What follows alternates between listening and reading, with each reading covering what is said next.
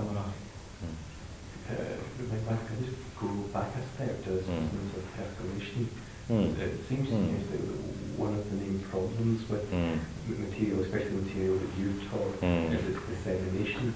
And it's now in a way sort of privilege being on this retreat, both to have you answering questions, even to sit in with Sangharakshita, Sangharakshita Buddhadatta, who from the chairman meeting is very familiar with your the various sort of thoughts and things. The actual efficiency of getting that material seems awful. Well, a lot of material is available. I mean, a lot has been produced by Chittapala, hasn't it, in unedited transcript form, and the tapes are available. So actually there is a lot that one can, read and listen to, even though there's still a lot more to be done. I think now that Chittapala has dealt with, has had to transcribe well over half of the taped material.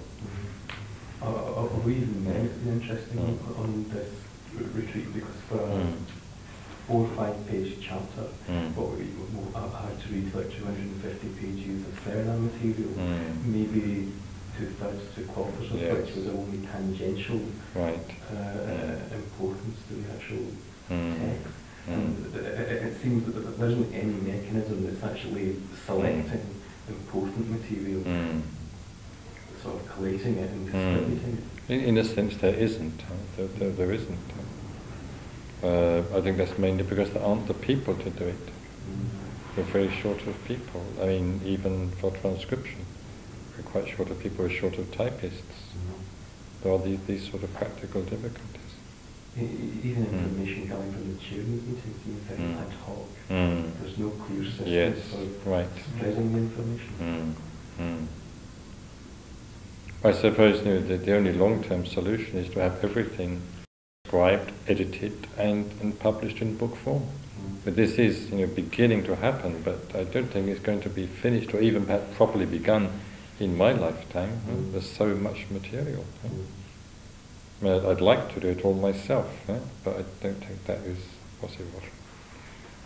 But a few people are becoming able to edit. I mean, this is one of my more pleasant discoveries over the last year, that actually there are a few people in the movement who are able to edit seminar material and lectures adequately to a standard that satisfies me.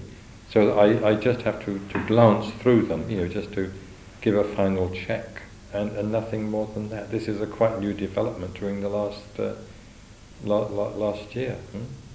There are some people who edit excellently. Virananda is very good. Philip is very good. The Philip who is present here. Sri Devi is good. And there are a couple of, the Joyce Mumford is very good, and another lady whose name I forget, another Joyce I think. That they're all becoming able to edit by themselves. And this is going to be a very great help. And of course we've got the team of ladies in Norwich who are selecting material from all the transcripts and even from tapes for Mitratara. They've got that pretty well organised now. They will do sort of, if Subhuti say wants material in, say, illustrating, let's say, perfect speech, or want something on false speech in particular, well, they can go straight to the the transcripts and the tapes and lay their hands on whatever has been said by me on that particular topic and produce it. So that's become now quite well organised.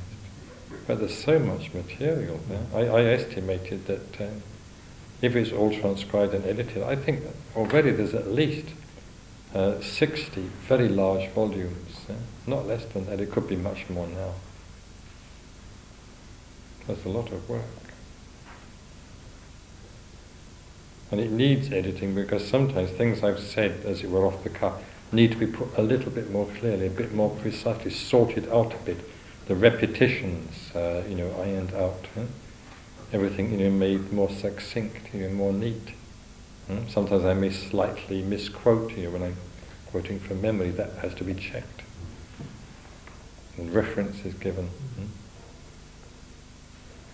or sometimes because of the nature of the situation, I only sort of half deal with a particular topic. Well, I need to expand sometimes what I've said.